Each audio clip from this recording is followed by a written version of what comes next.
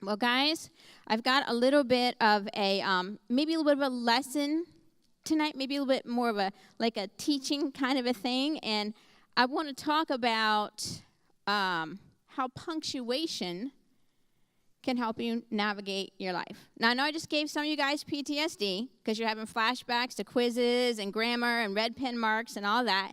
And I promise you, when this is all done, you'll actually have learned something very valuable if you'll just remember these symbols that are behind me. So I was at a doctor's appointment this week. I drove up to Anderson, and I went to the desk to check in. It's a massive facility. There's like all these different spots for the different doctors. And I went to sign in, and she took the clipboard and said, "Oh, you're Virginia Braden?" I said, "Yeah." She goes, "You were supposed to be here an hour ago, 1:45. I'm like, "No, my appointment is 2:45.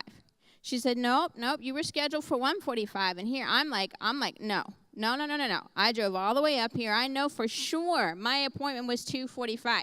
And I'm scrolling back. I'm like, you guys even sent me a text message. And I'm scrolling back through.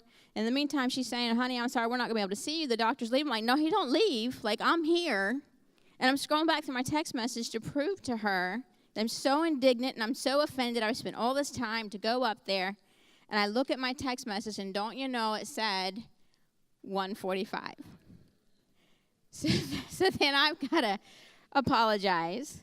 And I had set the alert on my phone wrong. I had put it in the calendar wrong. But I was so quickly upset that this was happening, that, I was offended. I spent my time, and I came, I don't you know how busy I am, and all that traffic. I was already in a bad mood from the traffic anyway, and tell me the doctor's leaving, and I'm here for my appointment. So I just wanted to share that all with you to illustrate a point, exclamation point, that we all get to choose what we're going to emphasize in life and give energy and emphasis to. So when we put an exclamation mark at the end of a sentence, we're saying, hey, this is something to pay attention to. This is something with a little bit of emotion behind it. This is some passion. This is something that I want to give energy to. I really want to notice this thing here. And so many of us are, as I was, giving emphasis and energy and passion to things we should actually be downplaying. I had a choice in how I responded to this poor woman at the reception desk who ended up being 100% right in the first place. I could have taken that in stride. I could have backed down off and just said, let me check, let me see here. But no, I gave it a lot of emphasis and energy. And so some of us do that. We give that exclamation mark to the guy who just cut us off in traffic. I saw that happen this afternoon. Somebody was all upset, laying on the horn. The other person starts, like I'm watching it happen, and the negativity just jumping from car to car because people are giving emphasis to the wrong things. We really do get to choose. We do. We get to choose what we're going to give emphasis and focus and energy to, what we're going to give our passion and our excitement to. So if we have that choice of where to put those things, why not highlight and emphasize those things that are positive in our lives? The million things a day that go well. The things that we take for granted because we're so busy focused on the things that went wrong. Nobody posts to Facebook, nobody texts and says, hey, my car started for the 180th morning in a row. But we sure post if it won't start. That piece of crap. We're out kicking the tire. We're upset. If we aren't careful, we can end up living in a perpetual state of outrage, upset about anything and everything that comes our way. The littlest thing setting us off on a tirade. And we really don't do anything more at that point. We don't accomplish anything different than just adding to the negativity and all the other noise around us when we make decisions like that. We probably all know people like that. Some of us might be people like that. Now, I don't know about you, but I would rather give my time and energy and focus to the things in my life that are good and right and beautiful and comforting and inspiring. Those things that promote hope and promote life. Philippians 4 verse 8 says it like this: finally, brothers and sisters, whatever is true, whatever is noble, whatever is right, whatever is pure, whatever is lovely, whatever is admirable, If anything is excellent or praiseworthy, think about such things. Another version says, let your thoughts dwell on these types of things. And it can be a struggle. You know, we're naturally drawn to look at what's going wrong and what's not working, because that helps keep us safe. If we can look ahead, if we can pinpoint what the problems is, what's going on, we feel better. We feel more secure. So we're almost fighting against our natural instinct when we decide to take our time and energy and emphasize those things going well. We're more apt to notice when something isn't going right than we are that it's going well. And so we have to work to be mindful of that choice and that decision. And we have to make that choice to take our attention and emphasis and place it on the things that bring hope and life and peace and joy. So if you all remember the exclamation mark, it's going to help you navigate some situations in life. We have a choice on what we're going to emphasize and what we're going to give energy and excitement to. So next we're going to move on to the question mark. I feel like a game show host. Moving on to the question mark. And this represents the importance, the critical importance of learning to ask the right questions. Many of us simply ask the wrong questions, especially when we're faced with something that is hurtful or something that's unfair. When someone does us wrong, when they hurt us, when life throws a curveball, we often ask the wrong questions. And you know what? It's critical that we learn to ask the right questions if we're going to come to right solutions. Many of us, when we're faced with something that is difficult or painful, when something unexpected happens, when something hurtful takes place and life doesn't go exactly the way we planned, we say things like this. We ask ourselves questions like, why me? Why is this always me?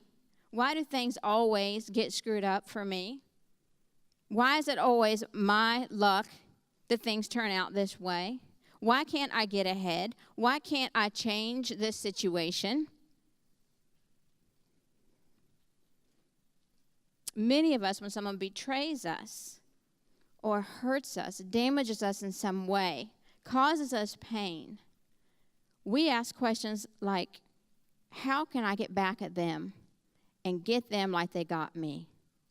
How can I hurt them like they've hurt me? How can I, as quickly and as harshly as possible, get back at them? Who do they think they are? How can I make them pay for what they've done? There's no question about it that in life, disappointments are going to happen. In life, painful things are going to happen. Both things that we have caused and things that we had absolutely nothing to do with. And those situations stink. They absolutely stink. They smell. They're awful to be in and around. But you know what else smells and is awful to be in and around? Manure. Manure is distinctly unpleasant and smelly. It's pungent, not in any way pleasant, but it helps things grow. It helps things grow beautifully in a way that nothing else can. In fact, it helps things to be healthier, more beautiful, stronger. It helps things thrive on a level they couldn't without the manure, without the stinky stuff. And you know what? If we'll learn to ask the right questions when we are buried in the stinky stuff of life, we will find that growth and health are possible for us on a level we did not know we could achieve. We'll find, if we learn to ask the right questions, that beauty and strength on a level we've never experienced can actually be a reality for us. So when the smelly stuff comes raining down, and when you find yourself buried in crap, when the unfair and the unjust and the unpredictable and painful happens, rather than asking, why me, and how can I make this person pay for what they've done, try asking, how can I grow from this? The stinky stuff is here. I'm buried in it. But just like manure helps plants thrive, we can actually be helped by a situation if we'll ask the right questions and stay focused not on the smell of things, but on the beauty and life that can come from it. So the bottom line is, when we focus on the wrong questions, we end up in endless cycles of powerlessness. And if we're ever going to learn who it is we came here to be, we need to learn to ask, not how can I change this painful, uncomfortable, unpleasant situation, but how can I change the way I react to this situation? Now you're in a place of power. Now there's something to do. You're asking the right questions. Another critically important question to ask ourselves when we've been hurt, when we've been burned, when we've been wronged, when something unjust and unfair has been done, someone has done us wrong. It's so very important to ask the question, how can I guard my heart from becoming bitter? How can I guard my heart from becoming bitter? And this is so very important. You will never reach the levels of success you were brought here to this planet to achieve if you allow bitterness to take hold in your heart. And I'm not saying what happened was right. I'm not saying what happened was fair. I'm not saying that other person even deserves your forgiveness, but you do. You deserve you forgiving that person. You deserve you letting that go. You deserve you moving forward. You deserve you moving on. You are worthy of making that choice. You need you to forgive that other person more than they need you to forgive them. You must do whatever you can to not allow bitterness to take a hold of your heart. And when you're wronged and when you're hurt, ask yourself continually, how can I guard my heart? You know what? Otherwise, you begin to smell as bad as the situation. It becomes all you can think about. And the stench of it sets in on you, and everyone around you can smell that bitterness. Everyone around you knows something's not right. One way that you can guard your heart against becoming bitter, and this is going to sound crazy, and it's the most difficult thing in the world to do. Pray for that person. And I mean, some of you are going, yeah, I'll pray. I'll pray the ceiling comes down on them. I'll pray they get hit by a truck crossing the road. I can pray. Now, I'm not talking about those kind of prayers. It's so unnatural, and it's so opposite of everything we feel and want to do. But if you're going to guard your heart against becoming bitter, it is necessary that we intentionally choose to pray and genuinely and authentically pray for that person. Not, dear God, help them to see what an absolute jerk they are. Dear God, please enlighten them as to what an idiot they are. No, dear God, be with them today. God, meet their needs today. God, help them find everything they need today. Help them to find purpose and meaning and wellness today. And it is difficult. Jesus talked about, he said, pray for those who persecute you.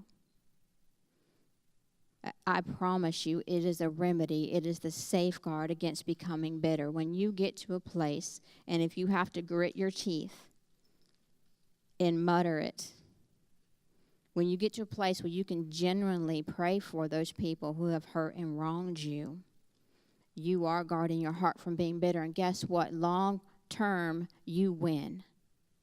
Because nobody wins when you hang on to that thing that happened a year ago, 5 years ago. We all know somebody who's done that, and their entire life has been consumed by a situation that should have been forgotten about in about a week. And now it defines them. Pray for the people. I know it looks like a planet floating, or maybe I'm not sure, but it's a period.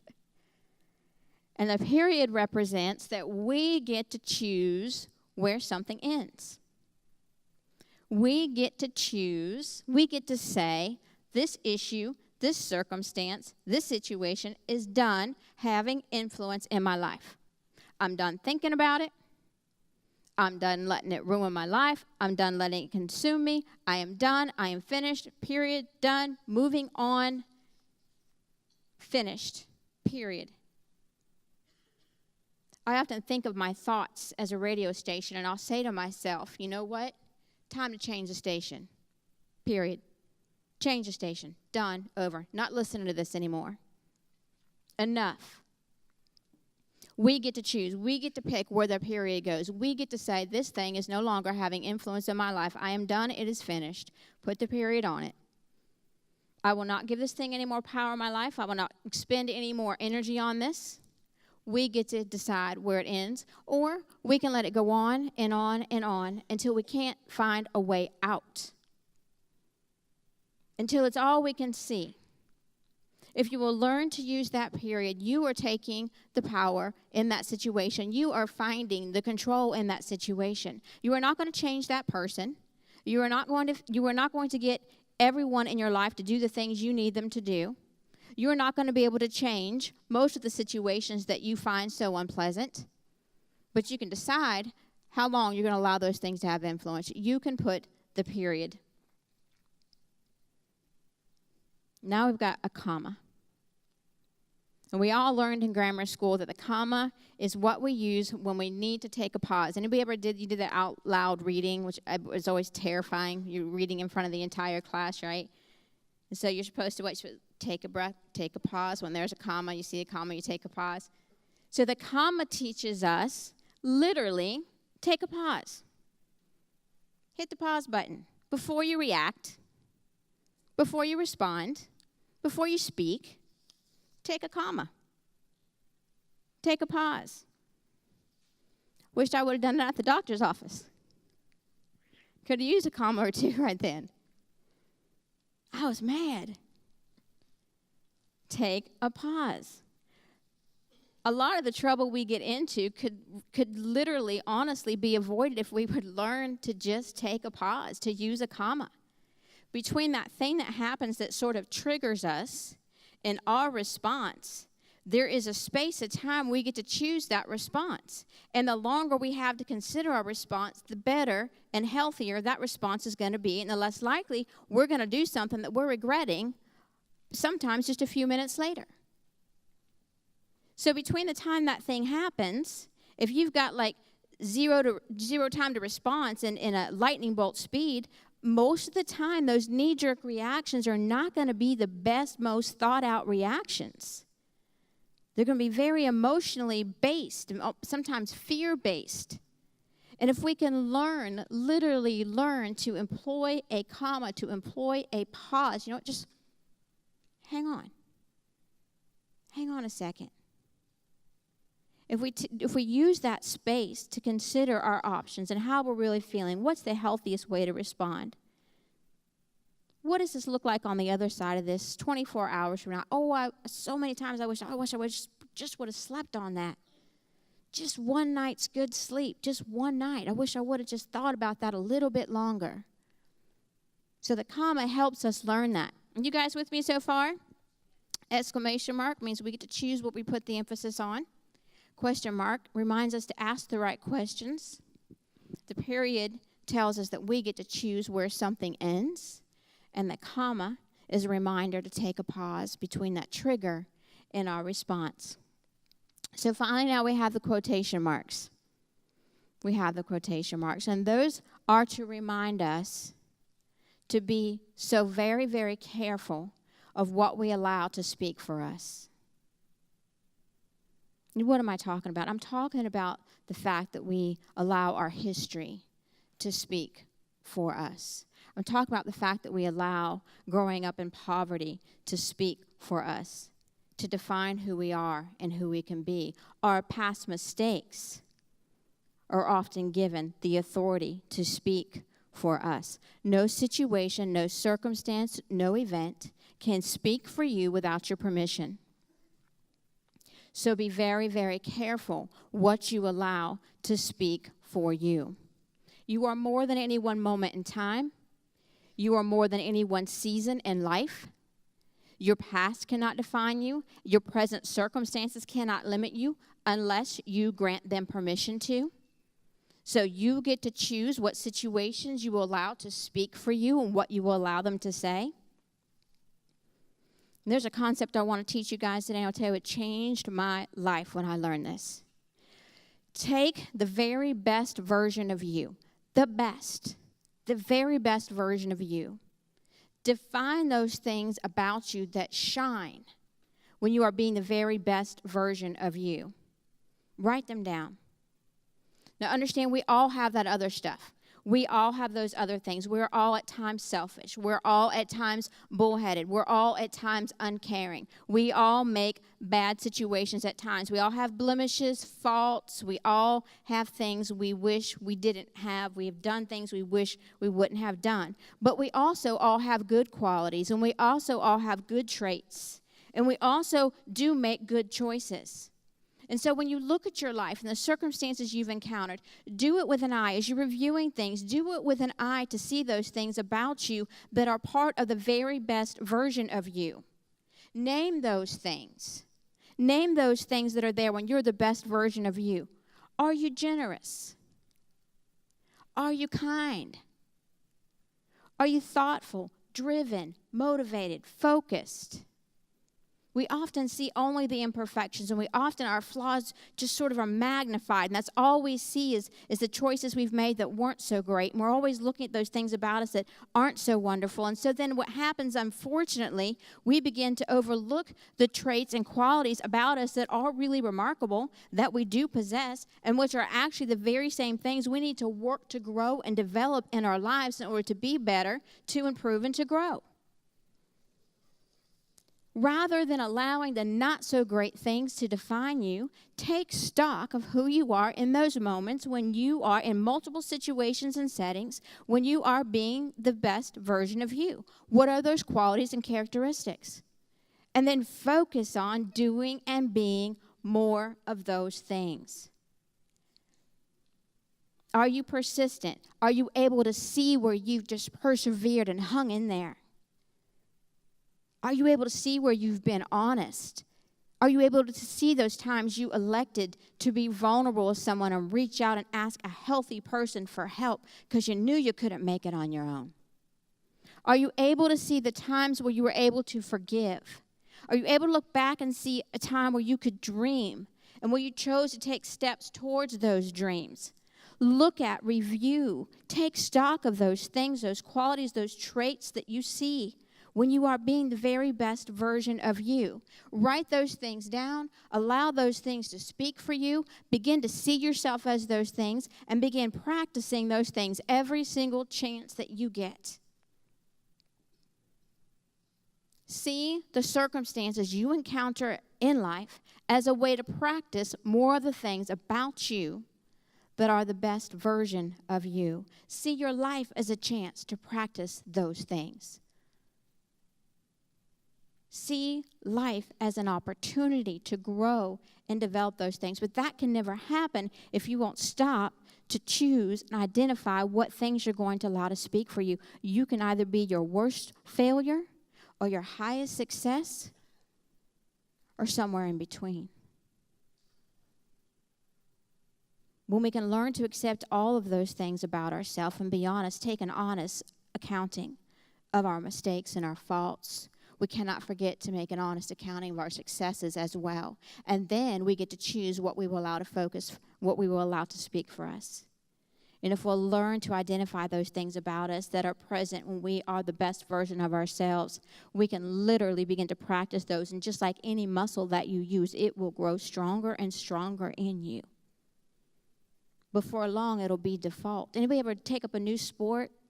Maybe tennis or I don't know. You know, in your working muscles you never worked before and you're sore. Then for too long, some weeks go by, months, and then all of a sudden it's not that sore anymore. It's automatic, man. You're just hitting, you got it. The movements are all down. It's not awkward anymore. Same thing happens when we practice being the best version of ourselves and when we can figure out and list those qualities and traits about ourselves that really are really incredibly wonderful. We can practice and grow those things and become stronger in them. I got a few minutes left. I'm going to talk to you a little bit about a man named Joseph Bible tells us this story in the Old Testament, and believe it or not, Joseph has something in common with every single one of these punctuation symbols up here. There's a Sunday school lesson there somewhere, and one of my interns needs to write that down.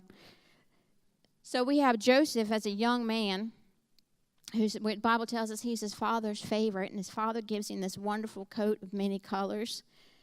So it's a thing of honor that he's been given to it, and his older brothers don't like that too much. And they have a sibling, you don't get along so well. I was the oldest of 6. So I know a little bit about sibling rivalry. So they plot against him, and they literally take him and they drop him in a pit. Who knows for sure no one can hurt you like family can hurt you. So they drop him in this pit, and they actually want to kill him. Some of his brothers want to kill him. That's pretty serious. Didn't lock him in the basement, threw him in a pit, want to kill him. One of the brothers speaks up and says, no, let's not do that. Let's sell him. We can sell him as a slave, make some money. We'll tell our dad that he's been killed, and we'll be done with him. So here Joseph, he's going along minding his own business, and he's in a pit. Now he's a slave because of his family. And he goes and he's sold into a man's house named Potiphar. And Potiphar's a pretty powerful man. I want you to notice that Joseph's having to choose in these moments what he's going to allow to speak for him. He's having to choose what he will allow to have emphasis. He's having to ask the right questions. He's probably having to take a pause or two. All these things are going on. So he's with Potiphar. Potiphar's a very, very mighty man. He's like second in command in Pharaoh's kingdom. And Joseph ends up actually doing so well that Potiphar begins to trust him with most of his kingdom. So this isn't working out so bad now. So, it's not working out so bad. So now he's got a place of honor. He's got trust. He's actually over all these different things, and he's got a great place to live. He's well taken care of.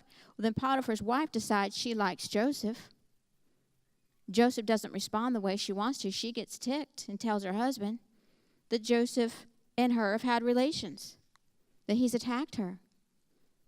So Joseph's put in prison. So this took a downward spiral pretty quick. And through all this time, the Bible literally talks about him being in prison. And he's talking to a couple guys that are there, and he's got concern for them. One of them's not doing so, and he's talking to him. Why aren't you doing good? What's going on with you? There's some dreams he's having that are bothering him. And he's got care. He's not out sulking in a corner. Forget you guys, man. Life sucks. This isn't fair. Are you kidding me? For real? No, he's making choices that every one of these concepts here is being used, and he's just being faithful to the person he knows he is when he's the best version of himself. He's not getting caught up into being harmed and being wronged. He's not getting caught up in the injustice of it all.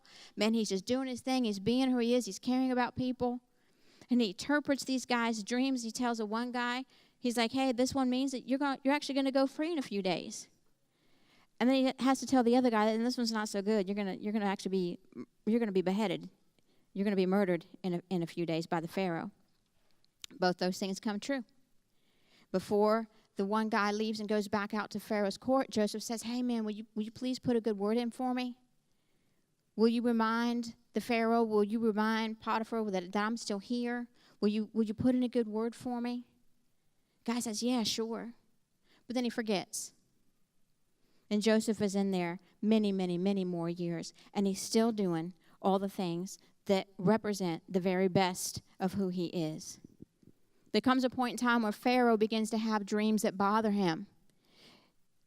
And his baker, who knew Joseph in prison, who had his dream interpreted, realizes, hey, wait a second. He starts to remember, hey, Joseph's he can do this. He can interpret dreams. He's got this gift, this thing.